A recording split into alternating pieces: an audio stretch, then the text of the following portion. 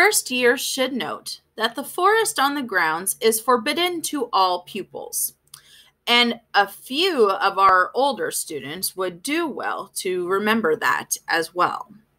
Dumbledore's twinkling eyes flashed in the direction of the Weasley twins. I have also been asked by Mr. Filch, the caretaker, to remind you all that no magic should be used between classes in the corridors. Quidditch trials will be held in the second week of term. Anyone interested in playing for their house teams should contact Madam Hooch.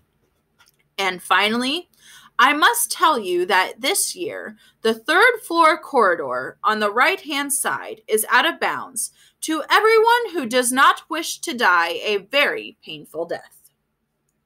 Harry laughed, but he was one of the few who did. He's not serious, he muttered to Percy. Must be, said Percy, frowning at Dumbledore. It's odd, because he usually gives us a reason why we're not allowed to go somewhere. The forest is full of dangerous beasts. Everyone knows that. I do think he might have told us prefects at least. And now, before we go to bed, let us sing the school song, cried Dumbledore. Harry noticed that the other teachers' smiles had become rather fixed. Dumbledore gave his wand a little flick, as if he was trying to get a fly off the end, and a long golden ribbon flew out of it, which rose high above the tables and twisted itself, snake-like, into words. Everyone pick their favorite tune, said Dumbledore, and off we go. And the school bellowed, Hogwarts, Hogwarts, Hoggy-Warty Hogwarts, teach us something, please. Whether we be old and bald or young with scabby knees, our heads could do with filling with some interesting stuff. For now they're bare and full of air, dead flies and bits of fluff. So teach us things worth knowing. Bring back what we forgot. Just do your best, we'll do the rest, and learn until our brains will rot. All rot. Everybody finished the song at different times. At last, only the Weasley twins were left singing along to a very slow funeral march. I forgot about that part. Dumbledore conducted their last few lines with his wand, and when they had finished, he was one of those who clapped the loudest. Ah, music, he said, wiping his eyes. A magic beyond all we do here. And now, bedtime. Off you trot. The Gryffindor first years followed Percy through the chattering crowds, out of the great hall, and up the marble staircase. Harry's legs were like lead again, but only because he was so tired and full of food. He was too sleepy even to be surprised that the people in the portraits along the corridors whispered and pointed as they passed, or that twice Percy led them through doorways hidden behind sliding panels and hanging tapestries. They climbed more staircases, yawning and dragging their feet, and Harry was just wondering how much farther they had to go when they came to a sudden halt. A bundle of walking sticks was floating in mid-air ahead of them, and as Percy took a step toward them, they started throwing themselves at him. Peeves, he whispered to the first years, a poltergeist. He raised his voice. Peeves, show yourself. A loud, rude sound, like the air being let out of a balloon, answered. Do you want me to go get the Bloody Baron? There was a pop, and a little man with wicked dark eyes and a wide mouth appeared, floating cross-legged in mid-air, clutching the walking sticks. Ooh, he said with an evil cackle. Ickle Firsties! What fun! He swooped suddenly at them, and they all ducked. Go away, Peeves, or the Baron'll hear about this. I mean it, barked Percy.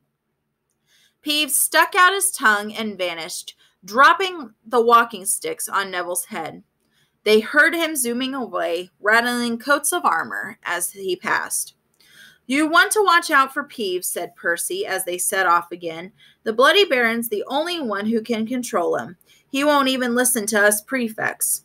Here we are. At the very end of the corridor hung a portrait of a very fat woman in a pink silk dress. "Password," she said. "Cabot Draconis," said Percy, and the portrait swung forward to reveal a round hole in the wall. They all scrambled through it. Neville needed a leg up, and all found themselves in the Gryffindor common room, a cozy, round room full of squashy armchairs.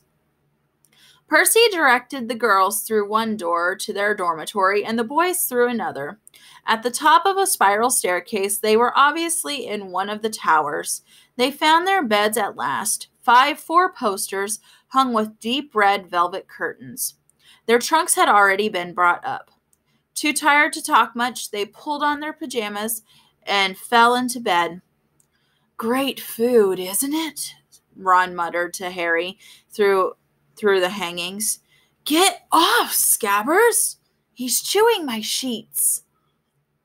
Harry was going to ask Ron if he had had any of the treacle tart, but he fell asleep almost at once. Perhaps Harry had eaten too much, because he had a very strange dream.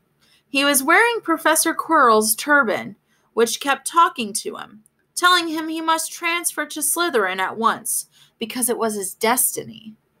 Harry told the turban he didn't want to be in Slytherin. It got heavier and heavier. He tried to pull it off, but it tightened painfully. And there was Malfoy, laughing at him as he struggled with it. Then Malfoy turned into the hooked-nosed teacher, Snape, whose laugh became high and cold. There was a burst of green light, and Harry woke, sweating and shaking. He rolled over and fell asleep again, and when he woke the next day, he didn't remember the dream at all. And that's the end of chapter 7. So, tomorrow, I'm going to try to do it very early in the morning. I'm going to try. Tomorrow, I will read chapter 8, which is The Potions Master. I hope you guys enjoyed hearing chapter 7, and I will hopefully hear from you guys soon. Bye.